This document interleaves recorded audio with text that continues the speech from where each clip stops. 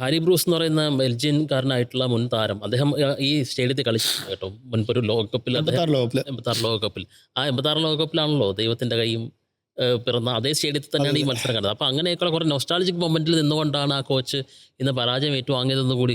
ഏതായാലും ഈ ദക്ഷിണാഫ്രിക്കയുടെ കളി എടുക്കുമ്പോഴേ അവർ ഈ ഒരു ചെറിയ കാര്യം, ഇപ്പോൾ ഈ നൊസ്റ്റാൾജിയുടെ കാര്യം പറഞ്ഞപ്പോഴാണ് ഇന്ന് മത്സരം കാണുമ്പോൾ അവിടെ വന്ന VIP-കളുടെ സൈഡ് സ്ക്രീനിൽ കാണിക്കുന്നുണ്ടായിരുന്നു. മിക്കവാറും അതിനകത്ത് മറ്റരാസി ഉണ്ടായിരുന്നു, ഉണ്ടായിരുന്നു.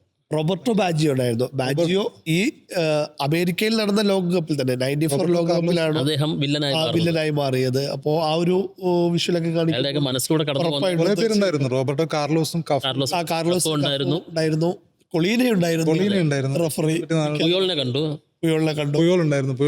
വ്യാസങ്ങൾ ഒരുപാടുണ്ടായിരുന്നു. ആ ബാജിയോനെ കാണിച്ചപ്പോൾ വല്ലാത്തൊരു നൊസ്റ്റാൾജിക് സാധനമായിരുന്നു. ബാജിയോനെ ആ മത്സരം നമ്മൾ ലൈവ് കണ്ടിട്ടുണ്ടെങ്കിലും പിന്നീട് യൂട്യൂബിൽ കാണുന്നു, അത് വായിച്ചറിയുമ്പോഴൊക്കെ അദ്ദേഹത്തോട് തോന്നുന്ന ഒരു അദ്ദേഹം ഏതൊക്കെ വികാരങ്ങളിലൂടെ ആയിരിക്കും ആ സംഭവത്തെ കടന്നുപോവുക എന്നുള്ളതൊക്കെ ആലോചിക്കുമ്പോൾ ആ ഒരു സംഭവം, അതും ഏകദേശം ഇതേ രാജ്യത്ത് നടക്കുന്ന ലോകകപ്പുകളിൽ അദ്ദേഹം വീണ്ടും വരുന്നു, അതിന്റെ ഭാഗമാവുന്നു എന്നൊക്കെ പറയുമ്പോൾ ഒരു നൊസ്റ്റാൾജിക് സാധനം.